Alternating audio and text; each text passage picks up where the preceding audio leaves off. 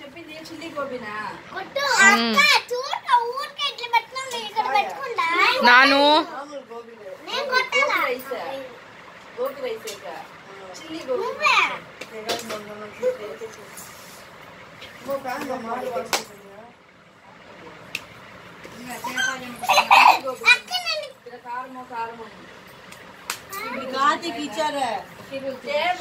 నాను నువ్వు చేతులు ఎక్కడో పెట్టుకుంటున్నావు.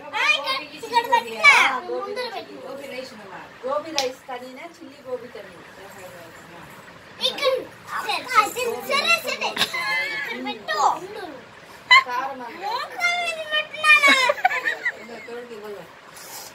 ఆ పిల్ల దూరంగా పెడుతుంది.